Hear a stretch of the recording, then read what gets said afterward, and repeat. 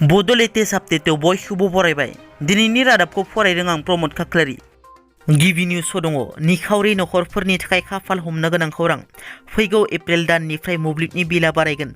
Assam power डिस्ट्रिबिउशन company limited सुंद'यै एपिडिसिएल आ फैगौ 1 एप्रिलनिफ्राय मोब्लिबनि बिलखौ 8% बारायसिगोन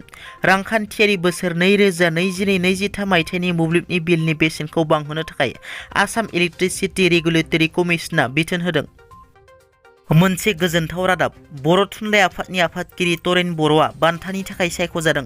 बर' थुनलाइ आफादनि आफादगिरि तरेन बर'नि समाजनि फोथाराव थुलुंगाखां गोख्रों खामानि मावबोनायखौ नोजोर बोनानै आसाम गेलेमु आरो हारिमुआरि फालिथायनिफ्राय 2022 बोसोरनि बान्थाखौ बिथांनो होनाय जादों आसाम गेलेमु आरो हारिमुआरि फालिथायनिफ्राय गंसे फोसावथायनि गेजेरजों बान्थाखौ आजावनो हांख्रायनाय जादों फैगौ 22 खालार खालि गुवाहाटीनि अजन बजार कुमार भास्कर नाट्य मन्दिराव बर' थुनलाइ आफादनि आफादगिरि बिथां तरेन बर'नो 22थि आसाम गेलेमु आरो हारिमुआरि थुनलाइ बान्थाखौ गथायनाय जागोन होनना गांसे फोसावथायनि गेजेरजों मिथिहोयो आसामाव फिन सोलिदों नामा पुलिसनि गुन्डागिरि सासे उन्दै हौवासाखौ बिस्कुट खावनायनि दायाव इनाय बुदों बे जाथाया जादों आसामनि लाहौरिघाटआव ससियेल मिडियायाव गोसारनाय भिडिअनि बादिब्ला सासे पुलिस मावख'गिरिया सासे उन्दै हौवासाखौ बिस्कुट खावनायनि थाखाय लावथिजों बुनायखौ नुनो मोन्दों मिथिनो मोननाय बादिब्ला बुजानाय उन्दै हौवासाया 13निफ्राय 14 बोसोर बैसोनि गेजेराव जागोन भिडिअ नुनो मोननाय बादिब्ला उन्दै हौवासाया गावखौ बुनो नाङा होननानै गाबख्रावो थेवबो पुलिसआ बुनायखौ दोनथ'वाखै आरो गोबाव सम बुयो मिथिनो मोननाय बादिब्ला पुलिस थानानि सिङाव दोननाय गारिनिफ्राय उन्दै हौवासाया बिस्कुटखौ खावदोंमोन बिस्कुटखौ खावनायनि उनाव पुलिसआ उन्दै हौवासाखौ पुलिस थानानि सिङाव लांनानै बुयो सा सानजा भारतनि रायजोफोराव फैगौ सानबायाव गोब्राब अखा हानायनि सम्भावना दं भारतनि बोथोर बिगियाना मिथिहोनाय बादिब्ला सा सानजा भारतनि रायजोफोराव बे सप्तायाव अखा हानायनि सम्भावना दं होनना भारत बोथोर बिगियाना मिथिहोनाय बादिब्ला 21 मार्चनिफ्राय 25 मार्चनि गेजेराव गोब्राब अखा हानो हागौ सा सानजा भारताव होनना आसाम अरुणाचल प्रदेश त्रिपुरा मिजोराम मणिपुर आरो मेघालय बेफोर रायजोनि माखासे ओनसोलफोराव गोब्राब अखा हानायजों लोगोसे सारअन्थाइ गोनां बारहुंखा फैनो हागौ अरुणाचल प्रदेशआव समबार बृहस्पतिबार आरो शुक्रबाराव बोथोर बिगियाना येलो वार्ड फोसावो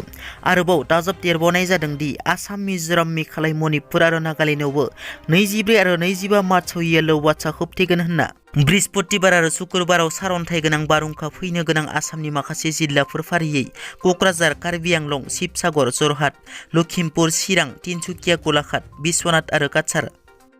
सानसुमा खुंगुर बैसोमुथियारि बारग' मन्त्रि चन्दन ब्रह्म बिटिसिनि बारग' लेङाइ गाहाय खाम्फा बरग'यारिजों लोगोसे बर'नि माखासे दैदेनगिरिफोरा बावैसो सान सिगां बर'नि थामथि गोरोबथा बिटिआर गोजोन गोरोबथानि हेंथायै गुवाहाटी गोजौ बिजिरसालियाव पिपल इन्टारेस्ट लिटिगेसन सुंद'यै PIL होदोंमोन बिटिआर गोरोबथानि हेंथायै PIL होग्रा बर'नि माखासे दैदेनगिरिफोरनि सायाव खुद्रिनानै दिनै पेटिशन पेपार आरो मुसुखा सावगोन सिमेन्ट सापरि दखरा आरो धेमाजि जिल्ला दुलाराय बर' फरायसा आफादनि बानजायनायाव दिनै धेमाजि जिल्लानि सानजारि नोगोर सिमेन्ट सापरियाव बे मुसुखा सावनाय हाबाफारिखौ लानाय जादों सिलचराव मोनसे सोमोनांथाव जाथाया जालाङो पुलिस थाना सिङावनो सासे एसिस्टेन्ट साब इन्सपेक्टर सुंद'यै ASI आ गावनि सार्भिस पिस्तलजों खर'आव गावनानै गावखौनो फुथिना लायो गावखौ फुथिना लाग्रा ASI खौ मयनारबन ओनसोलनि उत्तरबननि गौरबित्तु सिंह होनना सिनायथिनाय जादों मिथिनो मोननाय बादिब्ला ASI बिथाङा सिलचर सदर पुलिस थानायाव गावनि डिउटियाव दंमोन बिथाङा गावनि मासियाव जिरायनानै थाबाय थानाय समावनो गावनि सार्भिस पिस्तलखौ बोखारनानै गावनि खर'आव गावनानै जिउखौ फोजोबना लायो पुलिस थानायाव थानाय गुबुन सासे पुलिसआ बेलासिनि 3 रिंगायाव पिस्तल गुलिनि सोदोब खोनायो बिनि उनाव हरखाबै मिथिनो मोनो एबा बुजिनो मोनो दि ASI बिथाङा गावखौनो गावना लादों होनना काछार पुलिसनि सुपारिन्टेन्डेन्ट डक्टर रामानदीप कौरा बे जाथायखौ खौरां मोननानै हरखाबै जाथायसालियाव नुजाहैनानै ASI नि गोथै सह'खौ बोखाङो आरो सिलचर मेडिकेल कलेज एन्ड हस्पिटालाव पस्टमर्टामनि थाखाय लांनाय जायो ASI बिथाङा गावखौ फुथिना लानायनि गुबै जाहोनखौ दासिमबो रोखा मिथिनो मोननाय जायाखै दिनैनि रादाबा एसेनोसै नोंथांमोना जुदि आंनि चेनेलखौ दासिमबो साबस्क्राइब खालामाखै अन्नानै साबस्क्राइब खालाम गोजोन्थों